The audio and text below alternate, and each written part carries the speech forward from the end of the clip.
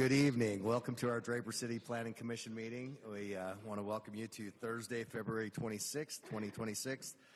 Thanks to the staff for getting everything ready on our agenda, posting up notices throughout the weeks prior, and then for staying late tonight as usual. Thanks for the commissioners and their time, spending it up here with us, volunteering their time, and then thank you, of course, to the applicants and any of our neighbors that have attended and visiting in the meeting tonight. So let's go ahead and get things started. We've got an agenda posted online and also a paper copy in the back. Jennifer, there's no changes, correct, to the agenda as posted? Correct. All right, so we'll go ahead and move forward with what we have here. We just have a few public hearings tonight, the first of which is the break site plan and cross-access deviation request. This is on the request of Gary Knapp, representing LM Restaurant Group, LC. It's a site plan and a cross-access deviation. It's located on 1.02 acres of property located at approximately 12240 South, 700 East, and 12258 South, 700 East, known as applications 2024-0356-SP and 2025-0271-VAR. So Nick Whitaker's our staff contact. So Nick, go ahead. Thank you. So yes, this is the break site plan and cross-access deviation request. You may recognize Gary from his rezone and site plan amendment. Let's see, here's the vicinity map of the property. It's just right off of 7th and 700 East and right by 12300 South. Here's an aerial map of the property. Now it is showing two properties, but last December the applicant did come in and do an amendment, a plat amendment, sorry, and it is still being recorded, so that will soon appear as one property. Here's the land use map. The land use designation is neighborhood commercial. And the zoning map, the zone is CC. Here is a site plan, the proposed site plan for the break. Here's a up-close picture here. So as you can see, there are two points of entry, one here, another here. To the south of the property is a commercial business. To the west of the property is another office commercial business. To the north of the property is a residential dwelling, and it is zoned as residential. And then, of course, right here to the east is 700 East. The proposed structure is a bar. It's the break bar located here. First, we have our parking lot up on the north, as well as access to the rear of the property, dumpster, and then crosswalk and some pedestrian considerations here that connect to the sidewalk and to the entrance of the building. To go over some of just the parking. So for a bar establishment, according to Draper City Code, a building the size that they're proposing would require anywhere between 35 to 42 stalls. What they're proposing is 38, which complies with ordinance. As I mentioned, they did provide some pedestrian connectivity to the streets and the sidewalk, so that complies with ordinance. There's the crosswalk. It's made of a different, or it requires that it's made of a different material from parking lot. They're proposing the concrete crosswalk, and that complies with ordinance. Cross-access is required. They are seeking a cross-access deviation, and I'll get to that in a minute here in the presentation. But where the cross-access would be to the property to the south. Here's their landscape plan. Here's the up close. So they have provided adequate landscaping for the property. Draper City Code requires 20% landscape coverage. What they're proposing is 22%, so that does comply with ordinance. Their parking lot landscaping, Draper City Code requires 7%. They're providing 8%, which complies. One very important thing that I need to point out is on the north side, as I mentioned earlier, there's a residential structure and a residential property. This will require a buffer. So, Draper City Code requires a minimum 20-foot landscape buffer with a 6-foot fence, or a minimum 10-foot landscape buffer with an 8-foot fence. They didn't quite get the 20-foot buffer here. Instead, they have it's just under 20, between 18 and 19 feet. So it would require an 8-foot fence along the north. What they've proposed was a 6-foot fence, which does not comply with that ordinance. So as a condition of approval, we're recommending that an 8-foot fence be installed. I did talk to the applicant about this as well and made him aware of this.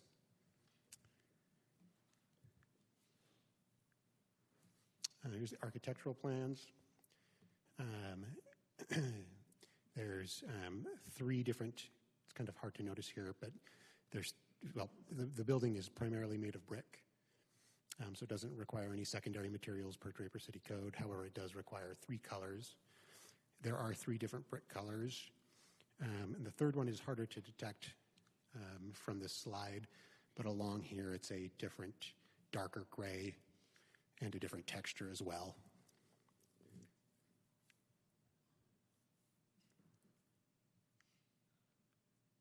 And screening, these are cedar planks up here that will screen the machinery on top of on the roof.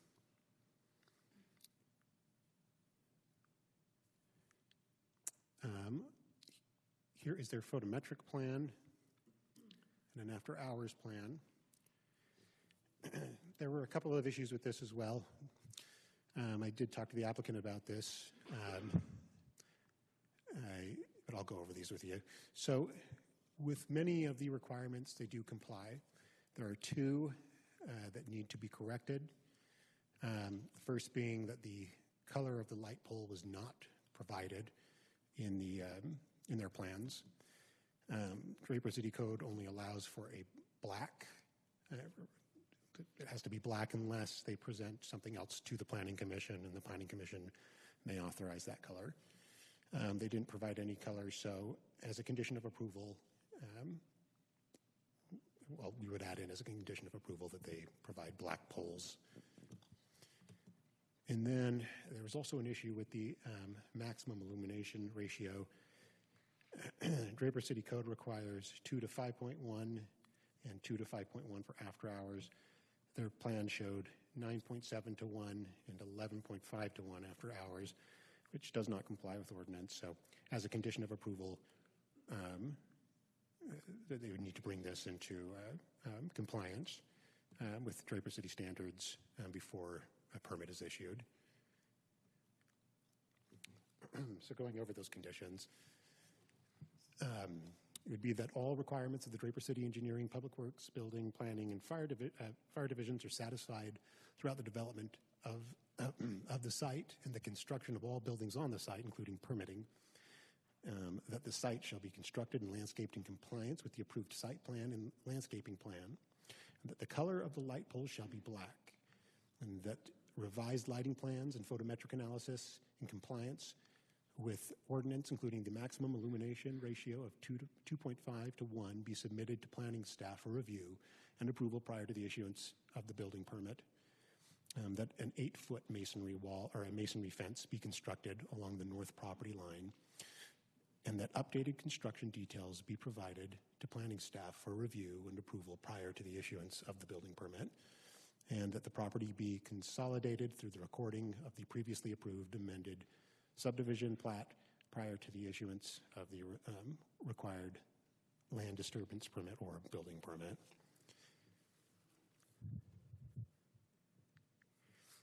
Now for that cross-access deviation. So Per Draper City Code, the Planning Commission shall approve a deviation from the requirement to provide cross-access upon finding that the required cross-access would result in any of the criteria listed here. So the applicant has provided a letter detailing why they believe that a cross-access deviation would be appropriate for the property. Real quick, again, the cross-access deviation would be from their property here to the property here on the south, allowing for vehicles to flow through.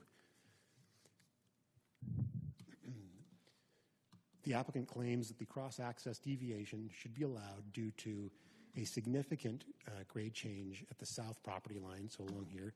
Now, the applicant did not provide the actual number in terms of percentage, because it would need to be greater than a 12% change in grade. But they did say that it was significant. And number two, that that the property was not previously designed and required to provide reciprocal cross-access to the subject property. As you can see here, well, it's actually hard to tell from the aerial, but there is a bit of a grade change here, an old cement wall that goes across. So based upon city code, in my review of this, the criteria in the cross-access deviation ordinance would be that it would result in the slope of the cross-access drive exceeding 12%, and that it was not previously designated and required to provide reciprocal cross-access to the subject property. Here's a site photo. And so this is the northeast corner of the property. You can see the property has since been demolished and prepared for development.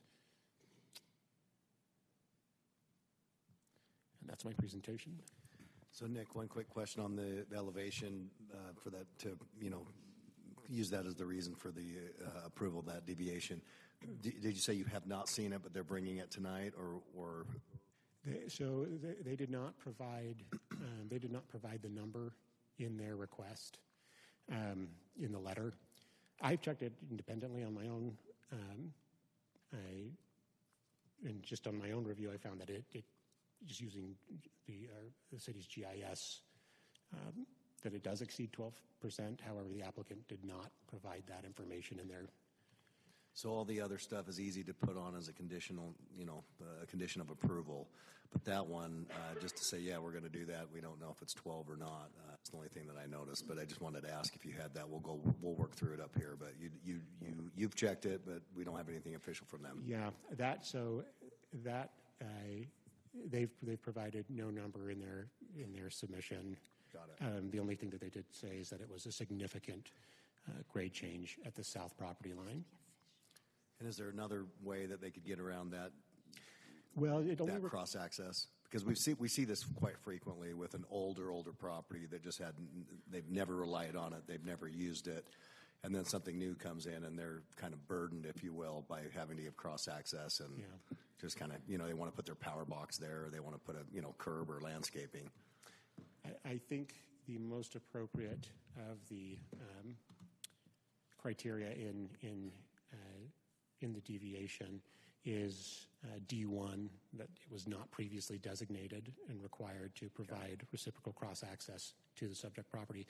And as you can tell from this property here, I mean, when these lots were developed, it does not appear that they were developed to provide any cross-access.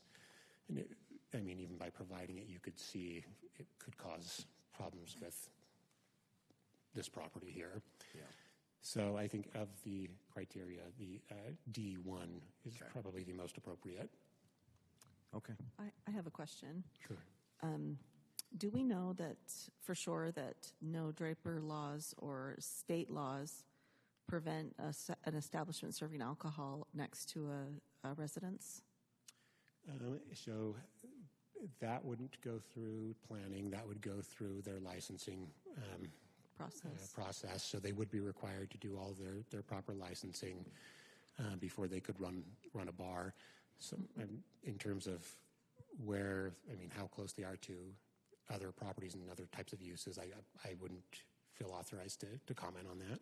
Yeah. So I will say the city council has already provided local consent for the bar establishment. Oh, okay. So they do have that approval. Oh, okay. I don't remember what the distancing standards are, but they passed because we did take it to council and they did get approved. Okay, well, that's great to hear. Thank you.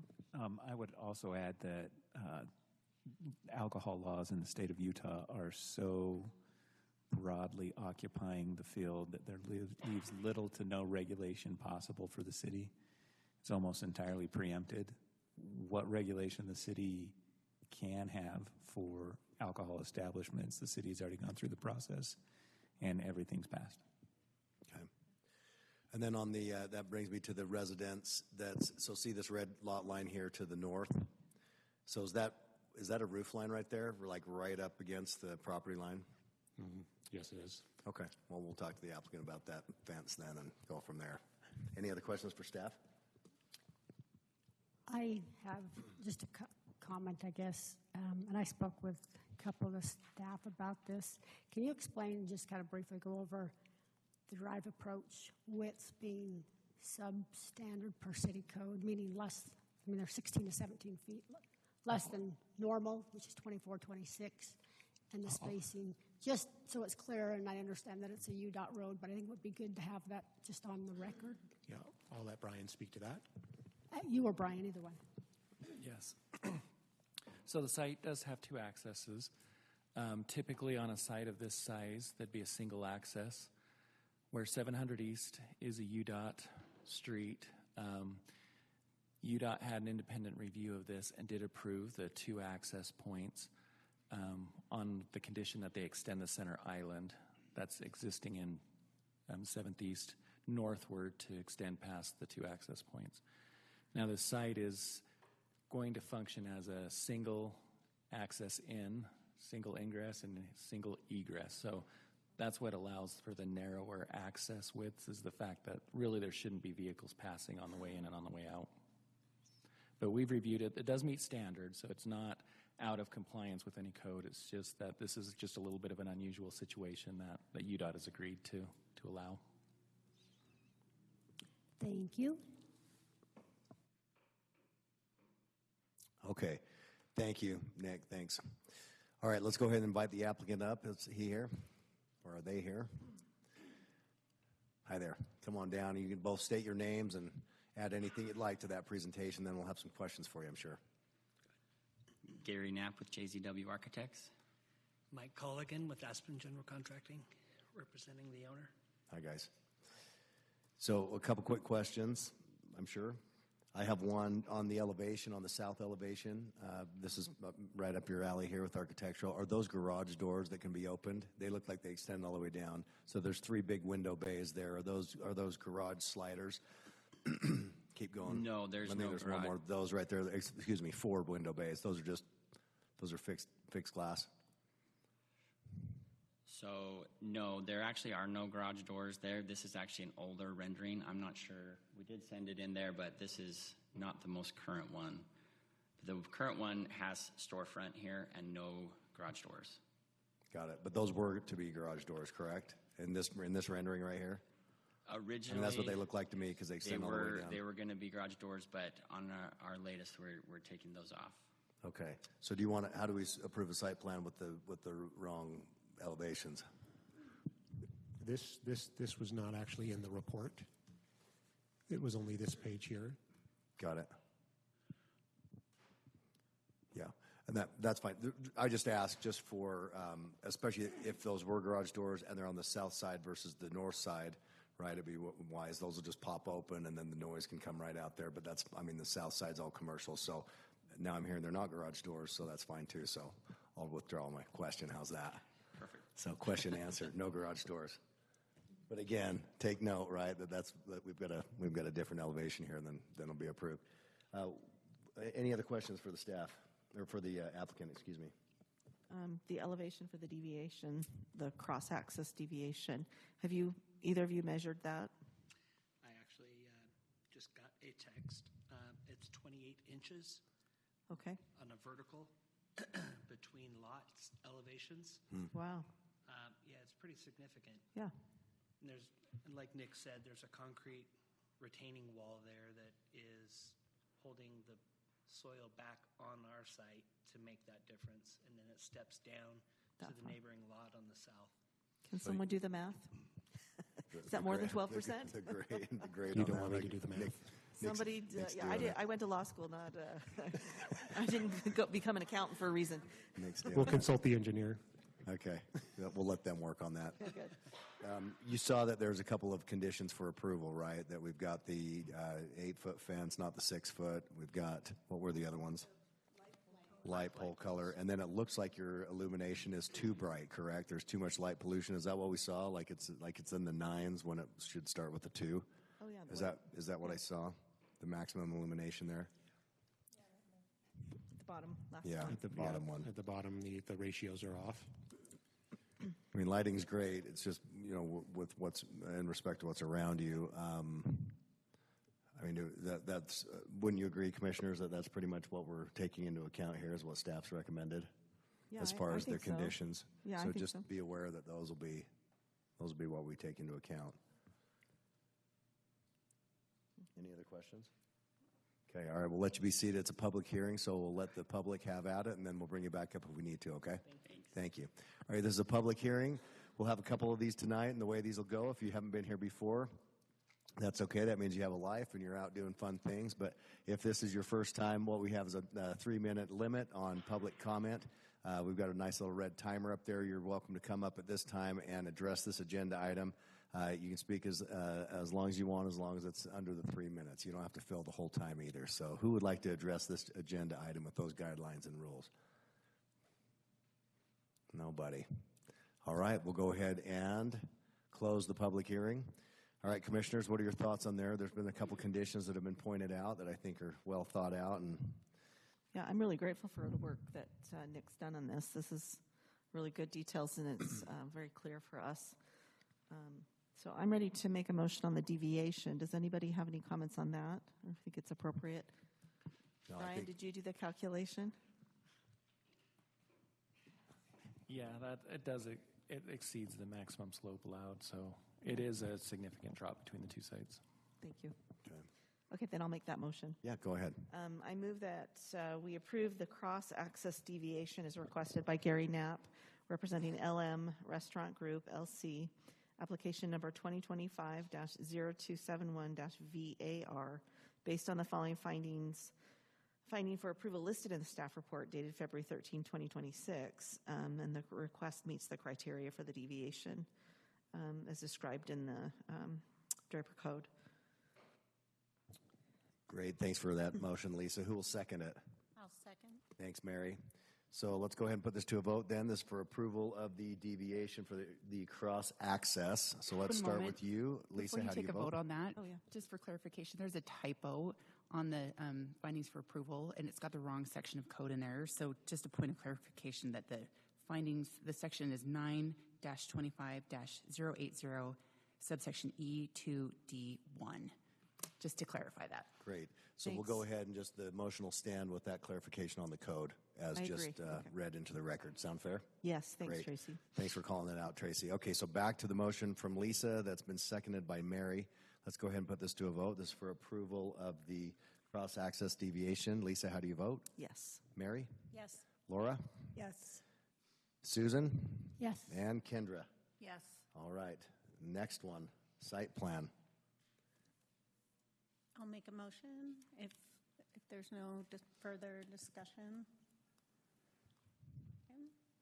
I move we approve the site plan as requested by Gary Knapp, representing LM Restaurant Group, LC, application number 2024-0356-SP, based on the following findings for approval and subject to the conditions listed in the staff report dated February 13th, 2026. And there are 5 findings for approval listed, and those are all included in the motion.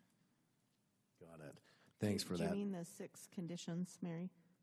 Or, oh, well, there's 5 findings. I see 5 findings. There they are. Okay. Yeah, I see the And then the 6 conditions. there's findings, the conditions are above it, correct? Correct. The conditions, so yeah. Oh, yes, and the conditions are, yes, Yeah. in the, Such as the 8-foot fence and the lighting, et cetera. Those are listed in the staff report, though, right? So I in the think we're staff okay. report, yeah. Yeah, So okay, they're gotcha. already there. We just checked through there. It goes. I'm just verifying. It looks at the illumination, Yep. and it also looks at the color of the light pole. That'll be black, so I think we're good. And they're, yeah, the same 6 that are listed on the screen. Perfect. Okay, good. So we've got that motion that stands from Mary, correct? Yep. Okay, who will second it? I'll second that. Thank you, Kendra. Okay, let's put this one to a vote. This is for approval of the site plan with conditions and findings as listed in the staff report. So let's start with you, Mary. How do you vote? Yes. Kendra? Yes. Susan? Yes. Lisa? Yes. And Laura? Yes. Okay. All right, congrats on that. And then good luck with that fence. Maybe go 8 1/4, right? So you just keep a nice barrier between that residence. So just give it a little extra gusto, but I didn't say that. But thanks. Welcome to Draper. We're happy to have you. All right, let's go ahead and move on to the next public hearing that we've got. It's the Jones Lawn Mowing LLC. It's just a home occupation conditional use permit request, and it's on behalf of Naaman Jones, representing Jones Lawn Mowing LLC. It's a request for approval of a home occupation conditional use permit on approximately 0.34 acres, and it's located at 191 East Browns Loop Way. It's known as application 2025-0273-USE. And again, Nick Whitaker is our staff contact, so go ahead, Nick. Thank you. So yes, this is the Jones Lawn Mowing LLC home occupation conditional use permit request. Here's a vicinity map. The property there is in blue in the middle. Here's an aerial map of the subject property. As you can see, it's a corner lot. The entry to the home faces the south. The garage is located on the east side. I will note that the driveway exceeds the maximum driveway width, but I will get to that in my presentation. Land use map. So the land use for this property, or the designated land use, is residential medium density. Zoning, it's an RA2, in the RA2 zone. So real quick, just kind of a synopsis of what the applicant does in terms of business is they provide a lawn mowing service. They have all their equipment is kept at the property. Here's the site plan. The equipment is kept in the third car garage, and that includes a trailer and approximately, I believe it's 207 square feet total of storage space used to store the equipment, lawnmowers, things like that. On the driveway, there is a dumpster. It is in this area right here. The applicant has provided screening for this dumpster. It's a vinyl fence, 6 feet in height. Since this is a corner lot where this is located, actually, it wouldn't be considered front yard fencing, so he wouldn't need a conditional use permit to have the 6-foot screening around the dumpster. The applicant does have 2 employees who come to the home to meet up there, and then they go to their sites to mow lawns. The applicant has provided 2 off-street parking stalls for their vehicles. And then in addition, the applicant does have a vehicle that he uses for both personal and business uses that he parks on the driveway.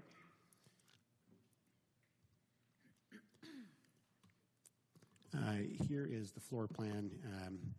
He utilizes a very small 13 feet by 6 feet space in the within his home to do business administration for his business. Here is the driveway compliance issue that I'd touched on earlier. And the applicant is actually at the time of this picture, he's actively working on cutting this back, as you can see. So city code allows for a maximum of 30 feet in width where it touches the back of the sidewalk. The applicant exceeds that, so he's cutting that back. So as a condition of approval, we've added that in, that his driveway be brought into compliance, especially since he's utilizing this driveway for his business. This is the area where his employees park their vehicles. So the identified potential impacts are employees coming to the home and associated traffic, business vehicles parked on the street, as well as employee vehicles, noticeable storing of inventory and supplies in the yard area, as well as keeping a dumpster at the property. The proposed mitigation is that all requirements of the Draper City Engineering, Public Works Building, Planning, and Fire divisions are satisfied, that a Draper City business license shall be obtained, that no customers shall come to the home, that no customers, sorry, that ended up on there twice, I apologize, no customers come to the home, and that the business shall be limited to a maximum of 2 non-resident employees, and that the employees park their vehicles in the designated off-street parking stalls as shown in the site plan, that the storage of all inventory, supplies, and equipment shall be located inside of the third-car garage, and that the dumpster shall be screened and the lid closed except when being filled or emptied, and that the dumpster shall be maintained at all times and properly emptied at least once a week, and that the business or business operations shall not create any of the nuisances listed in DCMC section 9-34-040G, and that the applicant shall bring their driveway into compliance by reducing the width to no more than 30 feet. So here's a photo of the south side of the property and the east side of the property. And as you can see, this right here is where the dumpster is and is fully screened by a vinyl fence that matches the property's fence. And that's my presentation.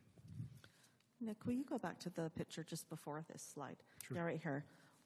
Where are you measuring width of a driveway? Is it on the cut face or the cut portion of the curb? Or where are you, how do you measure it? So it's from where essentially where it touches the property line, which in this case would be the back of the sidewalk here. So we'd measure it from here, going this way would be north. So heading this way until we hit 30 feet, at which point anything beyond that is non-compliant. However, the code doesn't specify how much it needs to be cut back from the property line, just as long as it's not. So you're just making him cut a 2-inch gap between that sidewalk and the and the the extended parking. His site plan shows more than. Okay, fine. His site plan shows more than a 2-inch gap. I mean, it would be compliant, right? I mean, yeah. So you're not counting the part where the employees park. That doesn't count in it, right? Yeah, they're saying that employee parking is butting up against the sidewalk. There's got to be a gap between the sidewalk. He's got too long of a run of cement to cement, cement to sidewalk. Yeah. So if it's touching the sidewalk here, then it is not compliant based upon our code. So if it's cut back, then the employees park their vehicles here. I mean, this is what this area is being used for, is for the employees to park their vehicles, the 2 vehicles here, and to store the dumpster up there.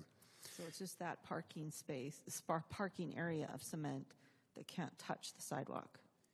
That's the bottom line. Yeah, it's just the width can't exceed 30 feet. So yeah, if that's a way to look at it. Yes, is Something you'd hardly see. It's just this is a corner lot that I know. I've Lucky just laid out corner that lot. way. So I'm just thinking about my neighborhood too. see if I can, here we go. How people put there's the a- side, there's a- the side driveways on and all that stuff. there's a 5-inch Well, gap there. You'll notice in a lot of neighborhoods how many driveways kind of taper out. That's the reason. Typically, the reason why is to get around that piece of code. Got it. So Is there a maximum width anywhere in our code, or is it all about just touching the sidewalk? Like, Well, so let me pull this up here.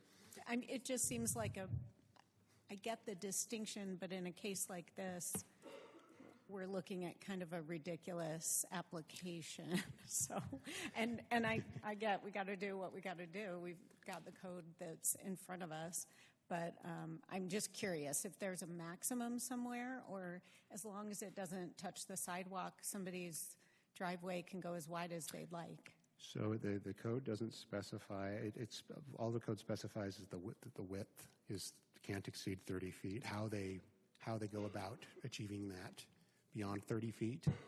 So the width at the sidewalk can't exceed 30 feet, right? Sidewalk or the property line. driveway. It's So typically the proper, typically Right. the sidewalk, but it. That's what he's saying. That on some residences, you'll see the driveway here, and then they Well, have yeah. So, But, and yeah. it kind of But that's my We're point. going to open up the code.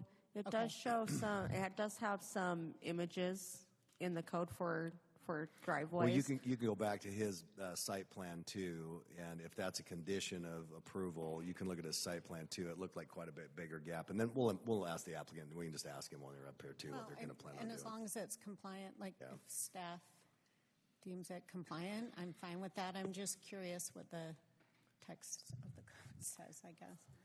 So can you throw gravel in there or pavers? I mean, what? the code doesn't specify. Sweet. Okay. Yeah, so often with driveways, you'll see where you have your main driveway to the garage and then side driveways that kind of angle up. Yep. That's because they can't just bring it to the full sidewalk. And then people usually fill it in with gravel and pavers. And, It's in the Right. residential Is the point, though, that we only want so much entryway, like, there's variability to the height of the curb for the entrance to the driveway, and is, I don't know, maybe the reasoning doesn't matter. is it so we don't have these big long runs of just curb cut driveways that are curb just the cut. whole That's the word I'm looking for, yes. the whole sewer or water runoff curb goes away, and it's replaced with just a large curb cut. So Okay, this is helpful, thank you. yeah, we've never. Well, the closest one to this is that applicant that came in and wanted to park a whole landing strip, right, of trailers Yes. down his side lot. Remember that? And that was not even sidewalk. I think that was like a trail, like an asphalt Yeah. trail system that they had there. So over by Juan Diego.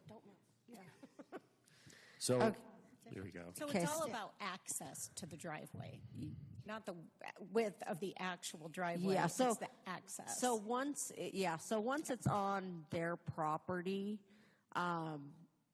we're not so concerned about the width of the concrete. I mean, there are some landscaping standards, things like that, that the proposed driveway doesn't impact. Right. It's more, the goal is to limit how many driveway accesses there are on the street, how wide they are, that kind of thing. Okay, that makes sense. Thank you. That is actually very helpful. and while we're talking to the applicant, will you just pull up their site plan that they've submitted with the little colored blocks on it, and we'll go from there. I think that'll be helpful to have up while we're What was asking some the questions. answer to the question of what can go in that gap? Anything unspecified? So the code doesn't call out materials that must be used or anything like that. So it's, I would defer to Todd or Jen on that question. Landscaping. Well, Landscape material. If you look at up his to site them. plan, right there, you can see where the word dumpster is. That runs parallel with the end of the driveway. Right there's your 30 feet, what have you, and then he's got quite a bigger gap in there. So we'll just ask him when they come up. Okay, but if you'll leave this up, that'll be great. So how many inches did you say? 2? Or It doesn't say. well, right, but somebody gave him some instruction, right? He's got to cut it. I mean, like I said, And yeah. then somebody looks at it and says, "Looks good." Again, let's ask him if that picture we saw is done. Or, Right. Okay. And to heaven forbid, you can't touch that sidewalk. All right. Anything else for staff? Yeah, I had a Go ahead, question. Susan. So one of the conditions does say that the equipment, et cetera, needs to be stored inside the third-car garage, and there is a trailer. In the condition, though, it doesn't specify that the trailer has to be parked in the third-car garage. It says all the equipment and blah, blah, blah. I'm wondering if because when I drove by there yesterday, the trailer was parked on the street. I'm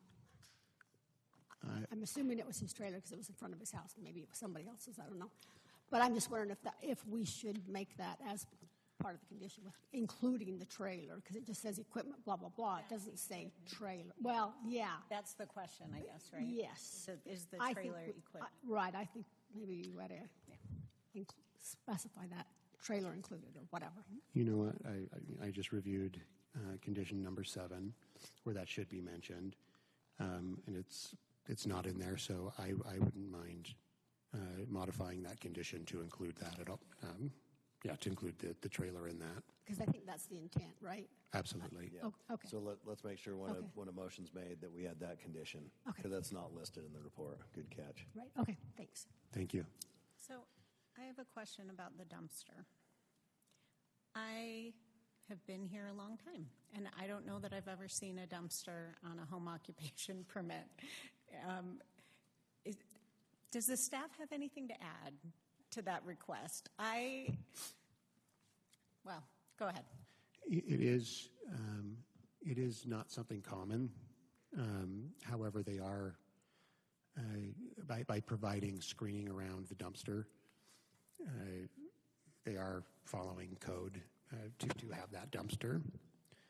I mean, really, as long as it's screened, that's all that we would. Mitigated otherwise, as mentioned, smell. Right, and that would go into, nuisances. So, I mean, if it does create smells, or if maintaining it creates noises, or vibrations from dump trucks coming to pick it up, and so on and so forth. I mean, that could be an issue.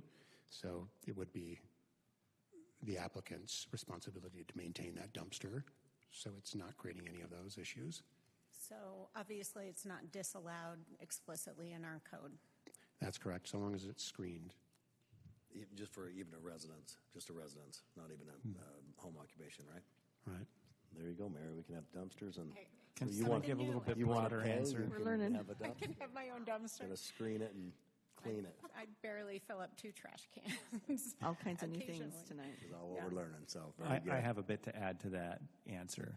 Okay, thank you. So a home occupation conditional use permit is, the idea behind it is, are we going to allow businesses in residential areas?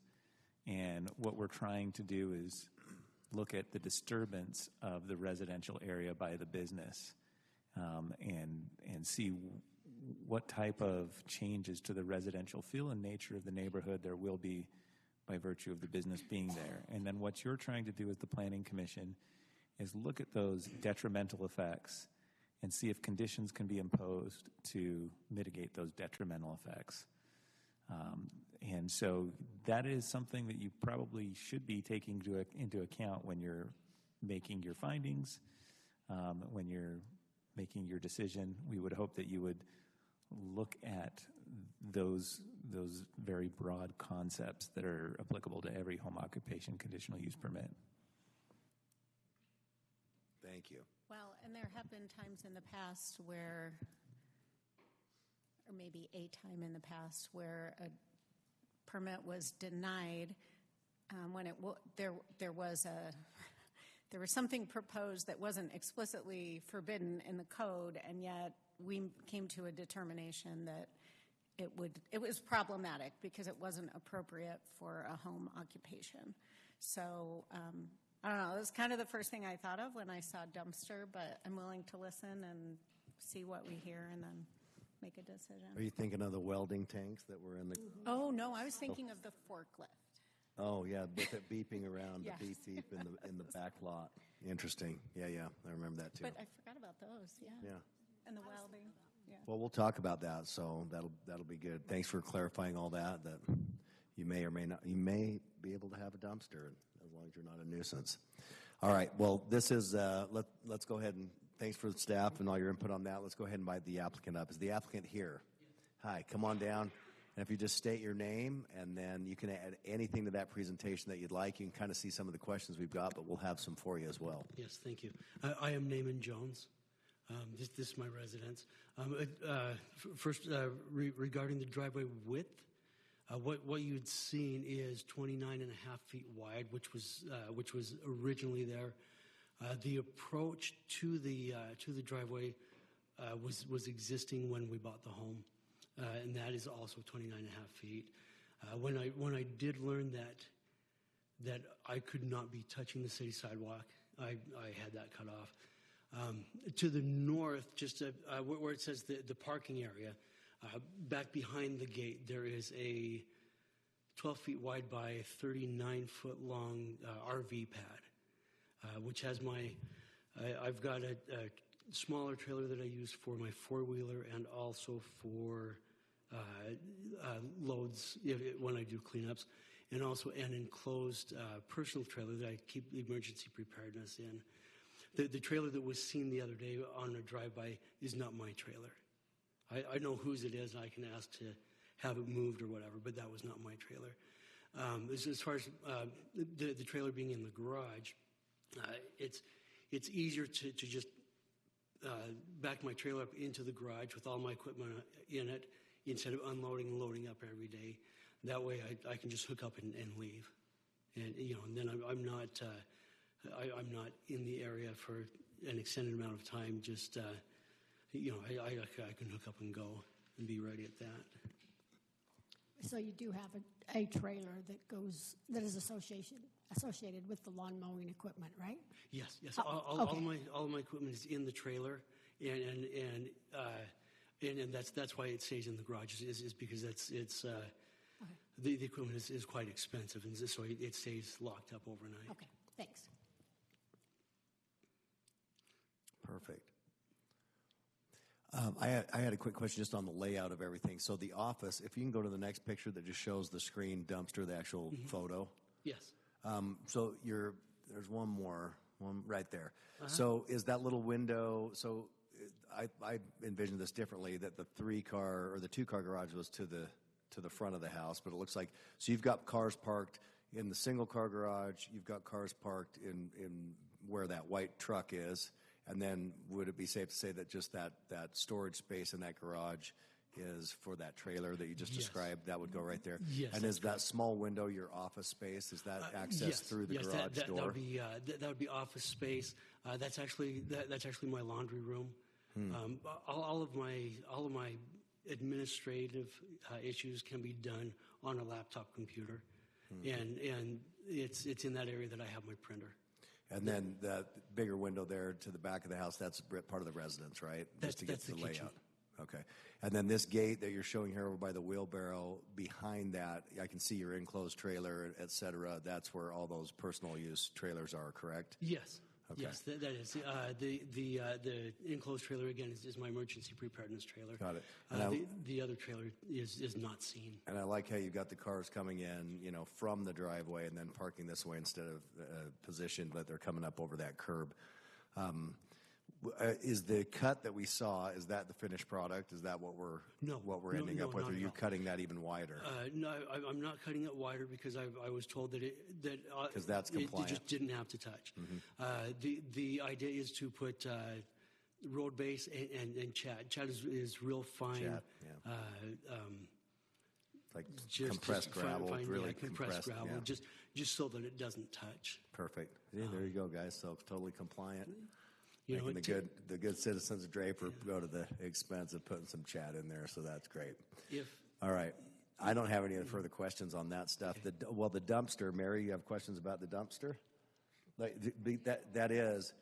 Tell us about the dumpster pickup and removal. Is that the same we would see at like a school or an office building? Is it a full-on garbage truck that dumps the dumpster up in? There's a garbage truck that comes in 4 times a week so as to avoid overfilling it, to avoid smells. Four times a week? Yes. Wow. Yes. It's in and out within about 5 minutes.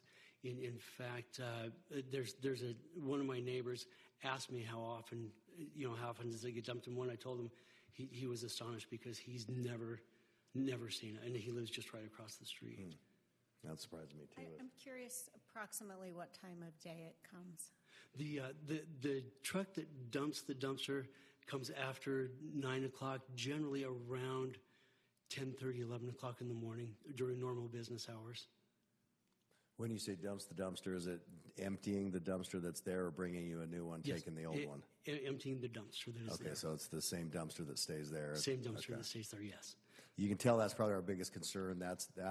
Mary's right to flag that. That's probably the biggest identifier of this is not a residential service, right? To have a dumpster come in there. And it's amazing that the neighbors haven't heard that, because when the dumpsters are getting emptied at our school, it sounds like the Camp Williams is shooting off their tanks over there. It just, I mean, there is, it just doesn't really make any noise. It's just in and out really quickly.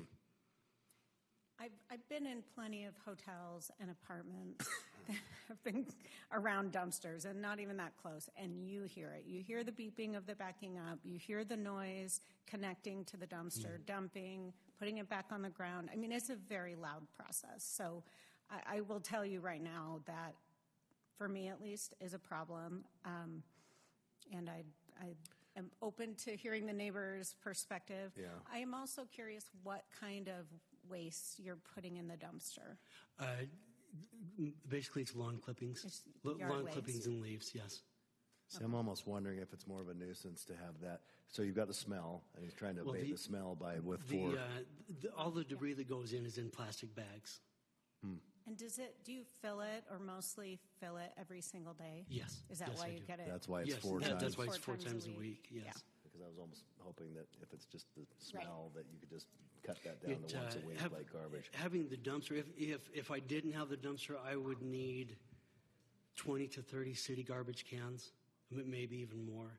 And it would to have the city come and get that would be a lot more inconvenient. That's our point, is that it's not it's a residence, and so yeah, you it would be doing that as a lot more commercial dump inconvenient than site. to just have the dumpster truck come in and get it. Yes, for your business, that is the better route for sure. But what we're looking at here is appropriateness for a neighborhood, and a dumpster that fills up and needs emptying 4 times a week is, for me, problematic.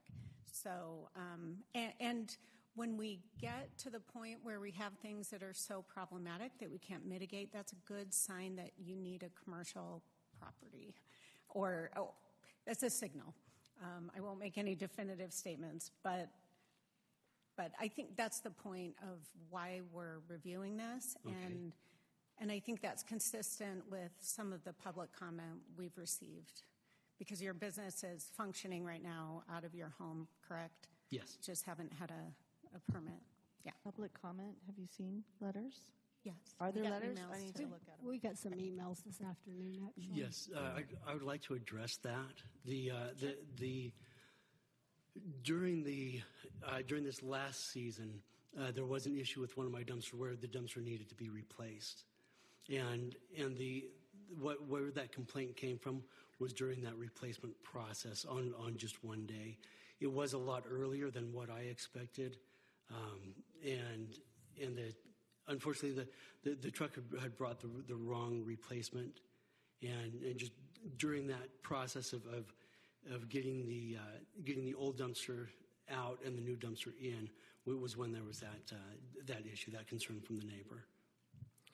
Have you, this is just a thought, you're paying for this dumpster anyway, and have you ever thought of actually just moving this dumpster or giving this dumpster a home at an agreement that you make with a commercial office building or something of that nature? I mean, obviously, offices don't want people dumping in their dumpster because they have to pay for that removal, et cetera. Yes.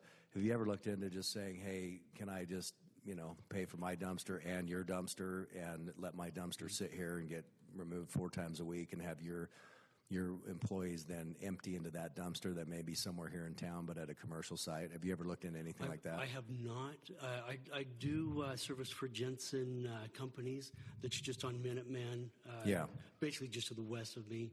I can ask them. So that's just a thought, Naaman, that I'm thinking possibility. if you're paying for this service, we don't mind that you're doing it and you're being a respectful neighbor to the, I mean, and logistically I can see how this works, right? The guys either have to go out to the dump and go dump a load at the dump, and that's 2 hours every day, 1 hour out, 1 hour back. Or if you go to one of these Jensen companies and just say, look, can I just set my dumpster here next to yours? Obviously I pay for it, and it'll get dumped 4 times a week at your expense, not theirs.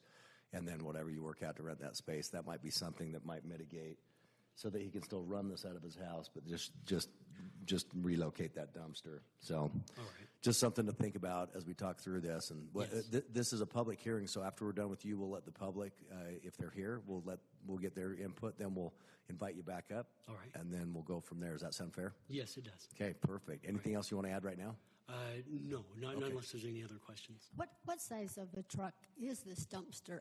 This garbage It's- truck? it's- I can imagine the Draper one, but I wouldn't. think No, it'd be the same size. it's a 4-yard dumpster, which basically the back of it is about 5 feet tall. The front is about 4.5, and it fits in that fenced area, which is 7.5 feet wide and maybe 6.5 feet deep. You're asking the size of the truck, Yeah, right? the truck that comes to Oh, empty it, the truck. Yeah. The truck is a regular truck that grabs the dumpsters. like a big garbage truck, Yes. like The two Draper City garbage forks, truck. and then just Yes, dumps with it the two overhead. forks. And he's on my driveway when it gets emptied. So he's not backing out into the road and then coming in and backing out again. He's in, dumping, dropping, and then back out and go. So he pulls in forward facing, is that what you're Yes. saying, then dumps and then backs out? Yes, that's correct. Okay, thanks. Can I ask about employees? How many employees do you have? There are approximately 8 employees.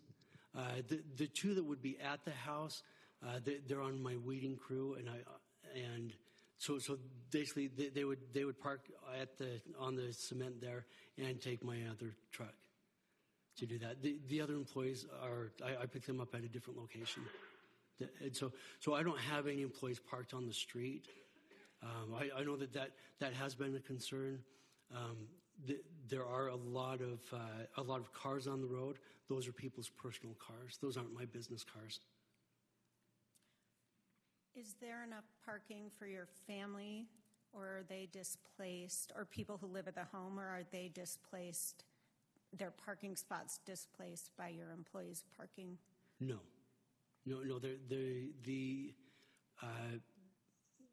The parking spots are not displaced, or my family is not displaced by the employees. Okay.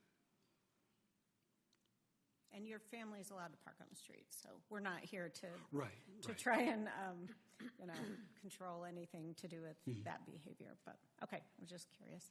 Thanks. All right. It looks like that's it for now. Thank We'll you. invite you back up. Thanks, Naaman.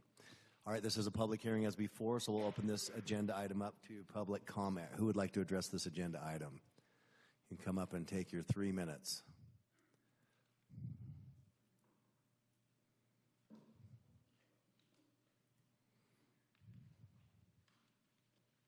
And if you'll just state your name.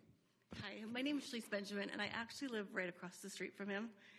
And I'm there every day, and I hear the dumpster, and it's just fine.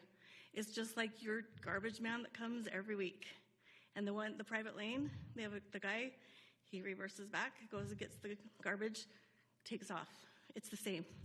So I don't have a problem with the dumpster. It doesn't have any smell. These guys have been great neighbors, and this is his livelihood. I would feel so bad if this affected their income. I mean, put yourself in that position. The dumpster's not an issue. So, and I know the majority around me that's right across the street in the little alley, we all feel the same. So that's what I have to say about the dumpster. Great, thank you. All right, anyone else?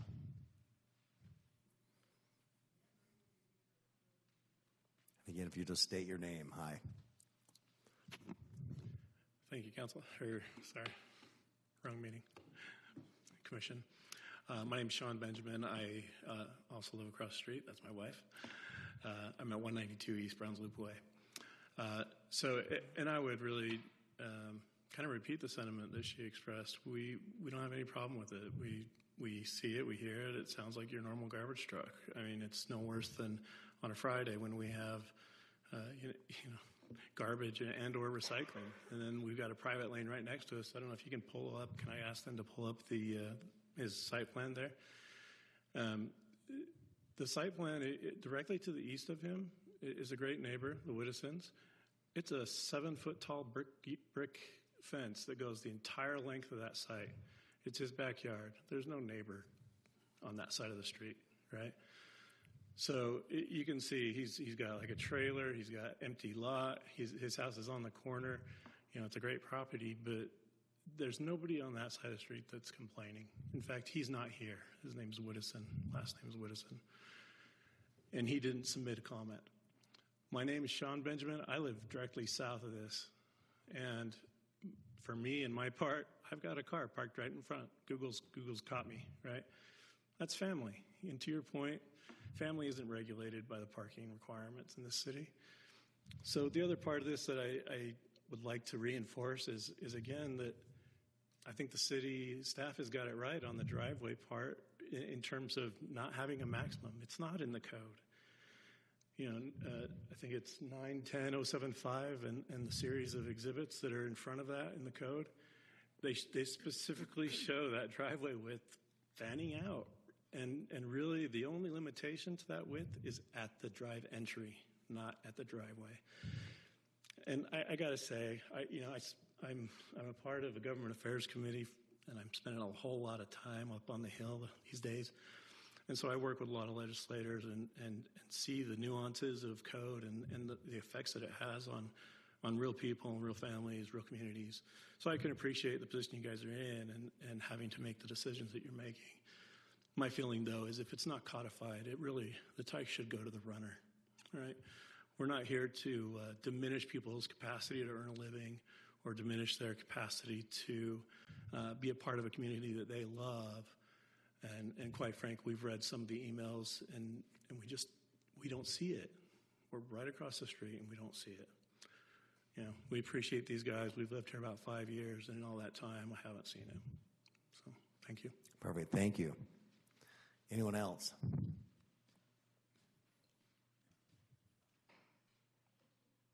All right. We'll go ahead and wrap up our public hearing. We'll close the public hearing at this time. Thank you for that. All right. Do we need to bring the applicant back up? I'm wondering if it would be a good idea to take a short break to make sure everybody has a chance to review the public comment that we got via email, since we have an acknowledgement that not everyone has seen that. I've read it. Yes, Has everybody else read it? Oh, I had seen it. I've read it. Oh, Yes. Yeah, we've all read okay. it. I thought it sounded like there was just- surprise. It was just me, Mary. Okay. Because I read the report yesterday, and so I didn't see this email today. Yeah. But I've read it. Okay. Great. Well, let's talk about this a little bit. So really the only, as mentioned before, would we agree that the dumpster is the only sticking point? Everything else has been mitigated? Parking, employee parking, driveway access, driveway length, all of that's been mitigated. So with the dumpster, what is the recourse? Let's say, great, we say yes, it's screened, it meets code, everything, and it just becomes a nuisance, whether it's smell or, which I don't think it'll be, right, with four times out of the week. Probably noise. But noise. would be- What happens, all the neighbors move away, new neighbors are in there, and Mr. Jones is still making a great living doing his business and quietly enjoying that, and a neighbor complains. What's the recourse? What happens then here at the city? Well, it would be the responsibility then of the neighbor who's bothered by the dumpster to contact code enforcement and begin making a record of these events. Yeah. And that's, and when that would happen, it would pretty quickly get to planning, because the property would also be noted to have a home occupation, and we would then review the conditions of their approval. And if that is in the condition, then Correct. we would have And I've to- asked that question before, and the answer is the same, right? So it's that's the recourse. So without it being, Mary, I would say that, yes, it's allowed by code. The current neighbors, It's not disallowed by code, I think is probably a yeah, better way yeah, to that's say a it. better way to put it. Yeah, it's not disallowed by code because it's been screened. And so at this point, I don't get a vote, but that's kind of where I'm at, and I get it. And in certain neighborhoods, this one's laid out. I mean, did you see the properties around it? It's pretty. It was good to look at that. They've got, and these are huge, huge lots. And I would almost submit that in tighter neighborhoods like the ones you and I live in, Mary, we would hear the garbage trucks all day because they're going across all four. Those lots are not that much bigger. Look, it's right. It's mean, just right there on a little. No, long over road. here, I take the point that He's got a pond over there. there's not a neighbor to the east, and the neighbor that spoke to us, at least to the south, You got a private lane. You got a bunch doesn't of trailers. have any. Yeah, and then we've got the private lane, which has just recently had to go to private trash pickup, right? Not necessarily a dumpster, but an additional garbage truck coming into the neighborhood probably on a different day than city trash. I guess what I'm saying, Mary, is there's, as the crow flies on a radius around my house, I would have More neighbors. I would have more beep beep and more noise and more garbage cans being picked up and put down than probably this neighborhood would experience, even with the 4 visits. Right?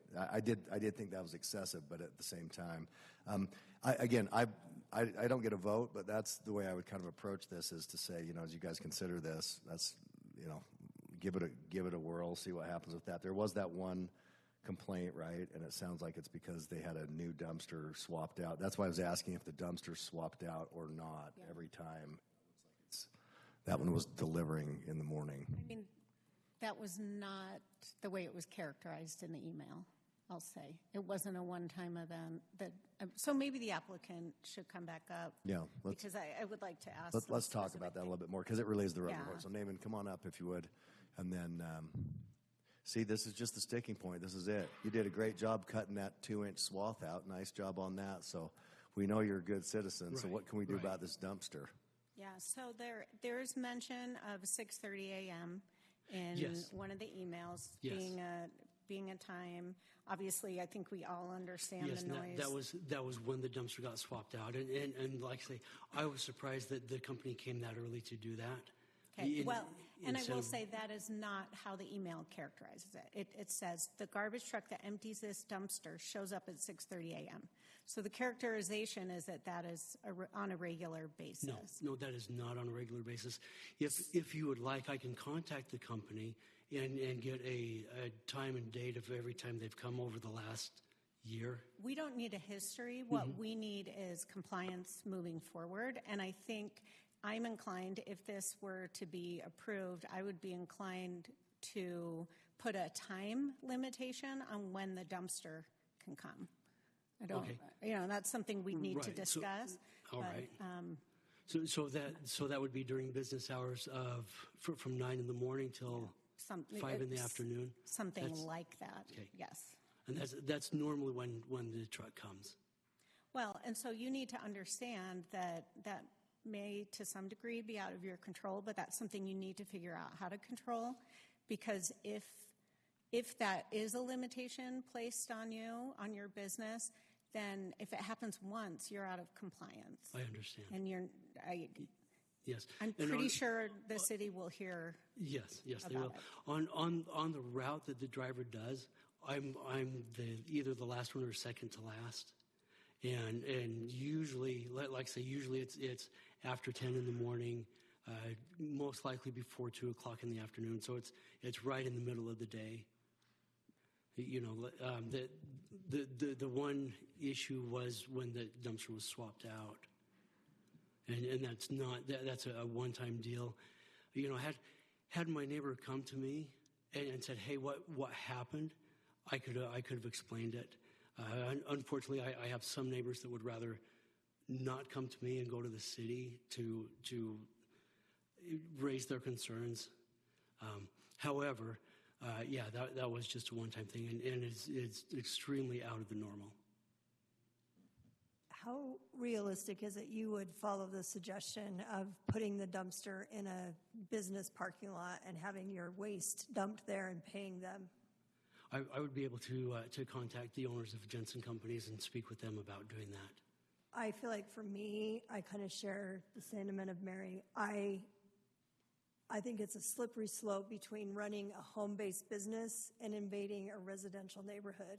And I think you have a right to do everything you want to as a resident in your neighborhood that complies with resident use. But it's kind of gets slippery when we say store a work trailer, have employees park there, use office space in your home, and have a commercial dumpster. Those kind of start to bleed into having a commercial business in your residence that is well beyond what a neighborhood residence is. And so to me, the biggest sticking point is the dumpster, because that is the one thing that no other home-based business that we traditionally approve has that feature. And so if you could mitigate that by putting it in a nearby commercial business, it seems like you would satisfy all your neighbors' issues. Yeah, even the future neighbors. That's really what I'm looking at right now. Is we've got current neighbors are okay, and that's fine. And again, nobody wants to have beef with their neighbors. I get it. I don't. You don't. Nobody wants that. But if that's a real fix for this, do you see that? I mean, is that the same cost to you? I mean, do you see any one of these business partners charging you even more for locating your dumpster there, because you're paying for the 4 pickups anyway, Right. whether it's here or there? I would have to contact that business owner and see if there would be a cost for me to do that. When they already have a truck coming, which would be fine, I would assume. Yeah. But I would definitely have to talk with them and see. Sure, of course. See if that would be allowed. And what we're faced with tonight then is if we put something like that as a condition, we would be putting that in without you knowing whether you can do it or not. And at the same time, we don't want to bump you, because you've paid your application, you've been able to come in here. What do you suggest we do with that? We've never had that where they need to go check on something. They usually can make the executive decision like, yes, I will, or I cannot, or I won't, or I will. But this one, they need to get some outside approval on that. So we hate to deny it just because there's a fix, and we hate to approve it if it can't be mitigated. And ask for him to do that research and come back with an answer. You could do a condition of approval that he find an off-site location for his dumpster, and if he is not able to, will that cost him more application fees or anything like that? We don't want it to cost. It would. With the continuation? Just to amend. Not with the continuation. Then If he comes back yeah. in to amend, it would. That's what I think would be the best solution, not to add more cost. I also point out, too, that if he were to outsource his dumpster to another property, that would require creating a dumpster enclosure on another property. That's a good point, too, Nick. I do have a question on that. Yeah. With the business, if I were to put it on a different business, do businesses have to have an enclosure for their dumpsters? Because there are businesses around that do not, that are in business areas. It's a good question. I think we can answer that. Yeah, we don't. Can you, Nick? You should have a dumpster enclosure around your dumpster. Well, our school, the elementary school right next to my house, has one for the garbage, and then the recycling one is just blowing in the wind, along with all the cardboard boxes. Our code requires a 6-foot tall dumpster enclosure with masonry walls. I'll see that. On commercial property. On commercial So properties. schools aren't commercial, then, yeah. Schools and churches, they can do whatever. That's right, they can do it. So, See, so that guys, that's low probability that'll fly. well, I'm uncomfortable with 4 times a week, and I'm glad he has supportive neighbors here, but not everyone loves that. We've seen, and I would like to give you an opportunity to see if you can take care of the dumpster, since at least 2 of us, I think, are really uncomfortable with a dumpster and 4 times a week. When I was reading the staff report, and it was suggesting once a week as a proposed mitigation, that's where I was like, you know, okay, Even with maybe, once a week, you were... maybe we could allow, you know, I was really on the fence. But when you said 4 times a week, that just screams at me that this might not be an appropriate home-based business. So if that one thing could be mitigated, then I feel like I'd be really comfortable. But I'd like to give you an opportunity to do that and see what you can arrange. But I don't know how others feel except Laura. What is the reason for the 4 times a week? Is that something that can be reduced without greater impact? I don't believe I've heard that. I think he said They fill it every night. Fills up. I could possibly reduce that to 3 times a week, but with the 4, it's better for, basically it's better for the neighbors because it's not sitting there and causing an odor at all. Yeah. But it does fill up on almost a daily basis. Yes. You have enough clippings that it's a daily Yes, that's fill. correct. Yeah, so it wasn't even for odor. It was just that's the volume. Yeah, odor and the volume, just the volume. Well, what do you think about the continuance, just to see if he can get a handle on it, take a week to figure it out? Or, yeah, a couple weeks, month. Yeah. I mean, well, just enough that you can Yeah. still keep working. And Okay. I understand that, and I can do that. I could find out probably probably tomorrow if that's something feasible, and what I can do with the dumpster.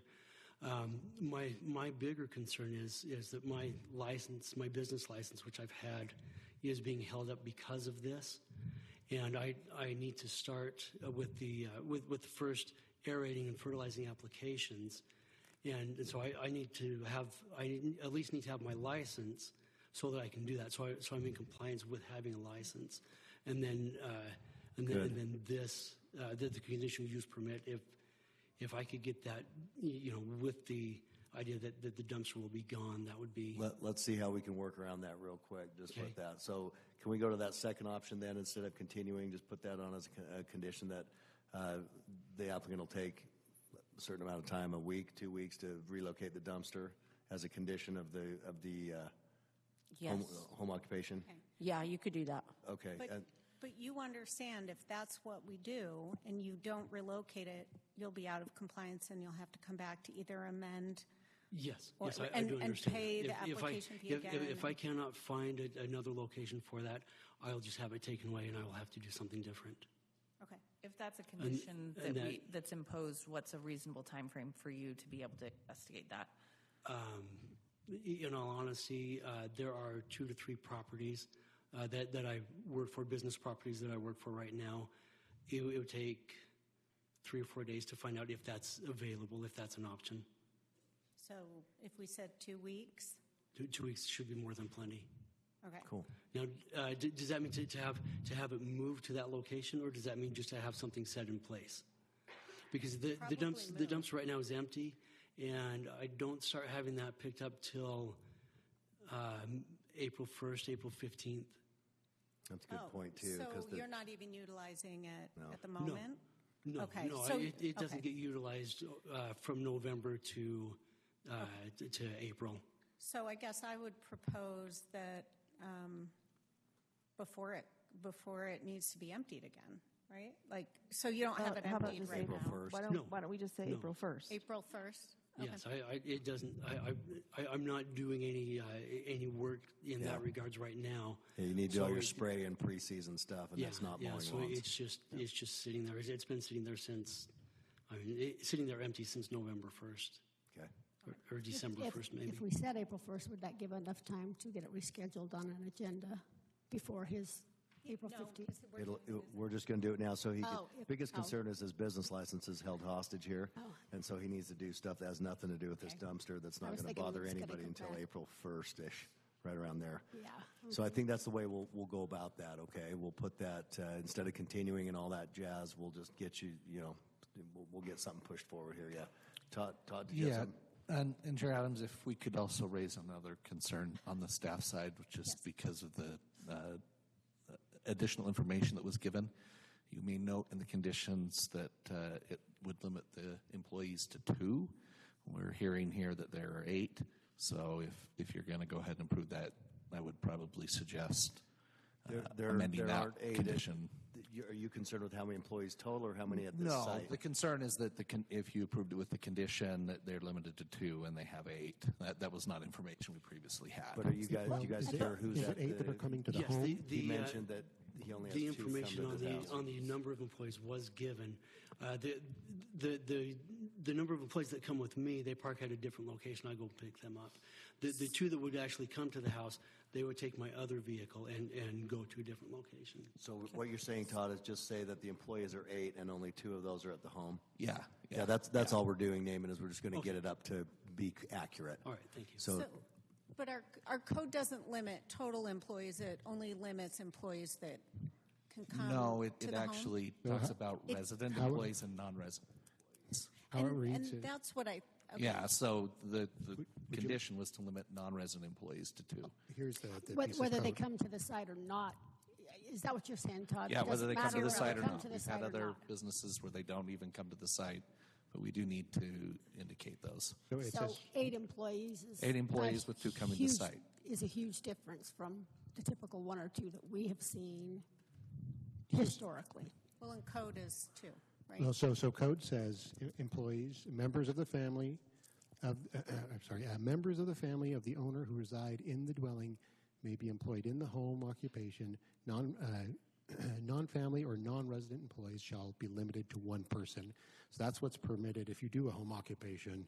So any more than 1 non-family or non-resident employees shall be limited to 1 person. So anything more than that would need approval. even of if the they're not committee. on site, Nick? I'm sorry? Even if they're not on site ever? It doesn't say that in the code. Yeah, Why doesn't it- I wouldn't would why wouldn't recommend it say that? modifying the condition to read that no more than 2 employees can be on That's site. correct, because I can think of plenty of circumstances where I've got 12 employees in New Mexico and 1 that comes to the house to do paperwork. Yeah. So let's just work. Yeah. We'll work through that. That we're still in compliance with code, but let's just Yeah. make a note of that only 2 are at the house. That's Yeah, I would note we've had other home occupations with Yeah. non-resident employees in Right. larger numbers, but they're not coming to the home. right. Just wanted to make sure that was clear on the condition. Thank you. Yes. Yes. So, So it looks like, you know what, we'll give your legs a break, and thank you for being up here. So we'll kind of hash this out, but thank you for all that information, and then you'll hear how we'll kind of work with you on getting this pushed through, okay? All right. Awesome, thank you. So So we've got with some that, significant- you've got a couple things that we'll want to write in as the motion, parts of this motion, Mary. I'm probably going to let you, I'm assuming you're going to tackle it. sure. I don't want to be assumptive, but I'm going to assume that, so there we go. So, no, kind of, but, well, yeah, but you can be our transcript. So we need to mention. Condition number 7, we were going to include the trailer. Number 7 include trailer. Well, and then we had talked about number 9 as far as the hours or whatever for the dumpster, but I think we've kind of Well, changed. I think we've just moved that on to We're relocating the striking. So dumpster. 8 and 9 So are the ones with the dumpster. So strike 8 and 9, and then add an additional.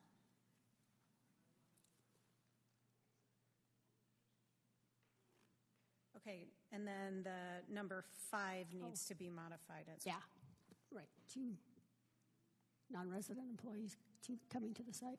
That's Okay, yeah.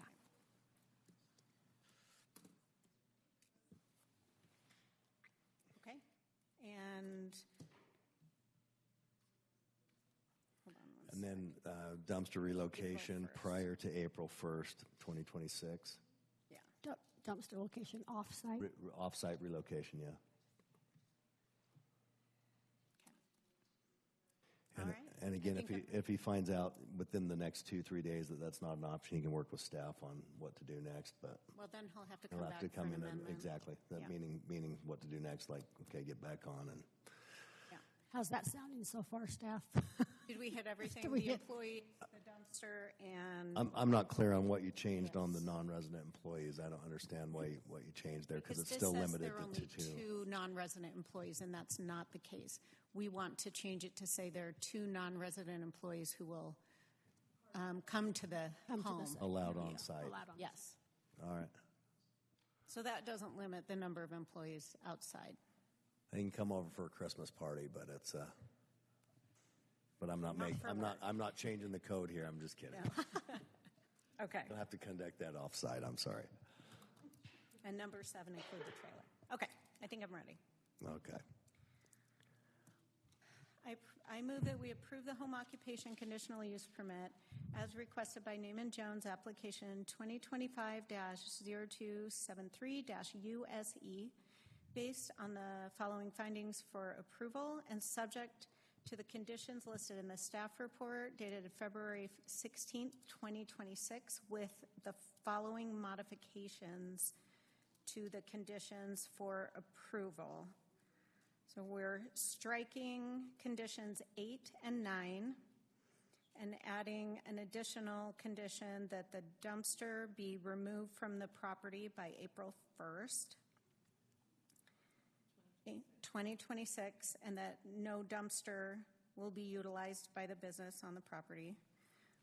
For condition 7, we are adding that the trailer is part of the equipment that shall be stored inside of the third car garage.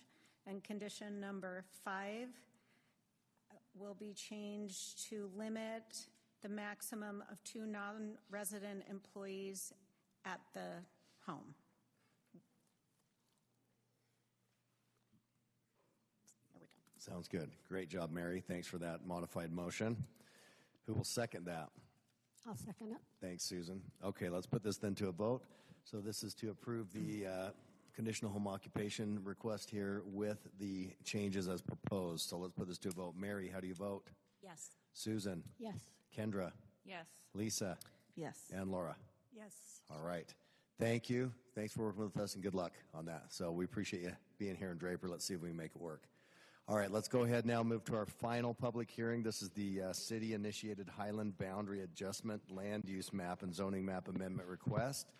It's on the request of Draper City for zoning and land use map amendments to remove approximately 0.25 acres of property from the Draper City zoning and land use maps. The property is located at approximately 16199 South, 3300 East, and is the subject of a municipal boundary line adjustment with Highland City. It's known in applications 2026-0017-MA and 2026-0018-MA. And Todd Draper's our staff contacts. Go ahead, Todd. All right, thank you. I'll make this one quick. This is, just as you read, an amendment to both the land use map and the zoning map to remove some property from those maps as we're making a boundary adjustment with Highland City. Now, this is the vicinity map. This is on that southeastern side of the city. The subject property is a very narrow sliver in this location that Highland City has purchased from the adjacent landowner. That boundary adjustment also makes a separate adjustment of some land in this area back into Draper City, but that's not the subject of this application. If it'll let me. This is just the aerial map. You'll see that area there to the north where that would take place. And the land use here is that hillside or low density, and then the A5 zoning, and then the sensitive lands overlay as far as the zoning map's concerned. So all this is doing is taking those colors off of the map, and those will then be part of Highland City, and they'll take care of the zoning for that. I've got a site photo here. I've put a arrow about how far back that property probably is from Suncrest Drive there. Todd, I think we'd like you to go stand out there. You want to stand there? That's right. Well, you know, I did have the little flag from the From fire the fire hydrant here hydrant. to Use also that help as your give you some rear depth. alignment. That was 300 paces from there. But Andrew wanted a balloon. That's Yes, I what thought he a really balloon, wanted. Balloon out there. 35-foot balloon to make sure It- that Highland it is a doesn't little build ways out anything too there. high there. Yes. Red. Yeah. Red. Red. It has to be red. Yes. I was excited. I thought there was one. It was just the flag, though. Any other questions you might have for me? No. All right. Thank you. Okay. Is this a public hearing? It sure is. So it's been well long awaited here. So thank you. All right, appreciate that. Questions for staff? None. Okay, good. Public hearing. We'll open this up for public comment. Would anyone like to address this agenda item? Come on down. Sorry to keep you waiting with all the. I'm surprised. You got a lesson in civics, local civics. Oh, I've had more than I ever wanted. No. Perfect. So, well, Not from here. Better than TV. So if you'll just state your name too. I will. Thanks. This is Mary Ann Norling, and I live in the cottages and overlooking this. So I'm here tonight because I wanted to know why Highland bought that little sliver. That was number one. So do you want to, somebody want to answer that? So Because the I way don't this will have work a is lot of time. we'll just let you give your input, and then we'll make notes and Okay. answer your questions. So it's just send only for right now. Okay. I also want to know, under analysis, RR-22, there is a Suncrest development agreement. I do not know what that is. I attended the Suncrest HOA meeting last night. They don't know what it is. So I would like to know what it is. I do have a comment.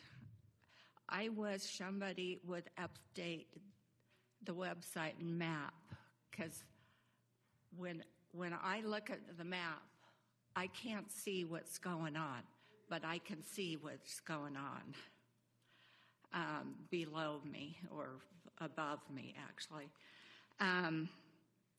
And then I would also want to know, what is a hillside sensitive overlay? Because to me, that whole thing is this hillside overlay sensitivity area, but it's not being treated as such. And is there a good point person to ask my questions at the city? Because I was emailing Todd back and forth a day before yesterday. I have emailed Brian, which I haven't gotten an answer, and that was in December. So is there a point person to ask these questions? And when my other comment is, when public hearing yellow signage goes up, can it not be behind a bush?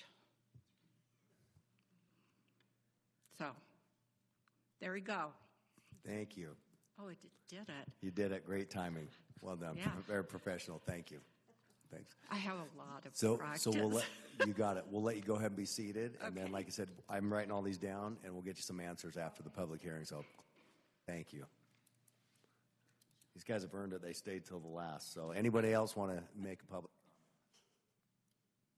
Going once, twice, closed. All right. So no more public comment. Todd, we've got a couple questions here. Why, what, and what? Okay, so here we've got what was the reasoning behind this? Maybe you can kind of share a little bit about that. Yeah, I don't know, Spencer or Tracy know better, but I have heard that this would be trail. So I understand they were trail access, adding it to some portion of their trail. With the Alpine Hollow development that's going in directly north of this property, I think Highlands City's exploring trail options, and they purchased this property from the adjacent property owner, Alpine Joint Ventures, as a potential trail location. Whether that's what they end up doing with it or not, we don't know. It is up to Highland City to decide what they want to do. But that property is now owned by Highland City, so the goal tonight is to remove it from our maps as the city and Highland are adjusting the boundary. So they're city-owned property is within their city boundaries. So now they can do whatever they want with it, but that's what you suspect they might do. Correct. Okay. Okay, and then the Suncrest Dev agreement is long gone, correct? Yes and no. Okay. It still is codified in our ordinance that it governs in the areas of Suncrest. However, we did look at this, and it looks like there may be a discrepancy in just where the parcels line up. And so it may, a little portion to the north here of the previous easement there may have pulled that in, and so that's why it's in the staff report, but we're fairly certain that this actual property is not in that development agreement area. Interesting. Okay, and then what is the overlay, the hillside overlay, or what was referenced there? Yeah, so that is the nice little pink dots here. I don't have it on a larger map to kind of show all of the areas that would be in that, but most of Suncrest, South Mountain, that side of the city is in that overlay zone. What does it mean? You just can't touch it? Like it just has some no additional disturbance? restrictions and requirements. It imposes some of the geotechnical requirements a little differently for that area when we're looking at potential hazards, things like that. Is this the same that's all behind the properties up on Mule Deer? Do they have the same overlay? Does it extend all the way up to that, or is that something different? Because I don't remember seeing this. The overlay, the hillside sensitive overlay zone is basically Highland Drive south. Got it. That's why we don't see it. Okay, that's why it's here. Okay. Got it. All right, I think I kept track of all those. Commissioners, what are your thoughts on any of this? And then we've just got a quick motion on there. I don't know. I think we should make the applicant come back up. Just kidding. Perfect. I can answer one more question I realized that you didn't ask in there, and that is the sign. She did report that it had blown to the side and was kind of behind a bush. That has been corrected. It's out in front. And this will be coming up for another hearing with the city council then? Yeah. Okay. So tonight would be a recommendation to the city council. Yeah, this is a bit of a dry run. So what this will do is this gets pushed off to or forwarded to the actual city council with a recommendation from us. Do you know when that hearing date is so that these folks could know? Yes. So the March 3rd meeting is for city council hearing on this. Okay, that's usually at 6:30. So yeah, next week. Yeah. 7. 6:30. Yeah, at 7 p.m. Thank you. Our public comment also wanted to know who is the best contact person or the right contact person to ask her questions. Me. Yeah. So Todd Well, Draper. I'm going to give you my card at the end of the meeting. I was the planner on both Alpine Hollow and Mercer Mountain, and I have the feeling those are her questions. Good. Thank you. Perfect. Awesome. All right. Well, commissioners, we've just got a quick motion here. We've got two motions, actually. Yep, sorry. I'll do the zoning map motion. I did put them I as think they're one both in together. the Put 'em report as if you'd one. like. He's got them Okay, as I'll one. make the one motion. Here we go. I move that we forward positive recommendations to the City Council for the proposed land use map and zoning map amendments as requested by Draper City. Applications 2026-0017-MA and 2026-0018-MA based on the findings and criteria for approval as listed in the staff report dated February 5, 2026. Thanks, Lisa. Yeah. Okay. So there's our motion. Who will second it? I'll second that. All right. Thanks, Kendra. So let's go ahead and put this to a vote for moving on with a positive recommendation to the City Council. Lisa? Yes. Kendra? Yes. Susan? Yes. Mary? Yes. And Laura? Yes. Okay, so that'll get moved forward. All right, is there any other business that we need to add onto this meeting? No, I don't have anything. Okay, well, seeing no further business, commissioners, I move we adjourn. Mary moves we adjourn. We're adjourned. Thank you.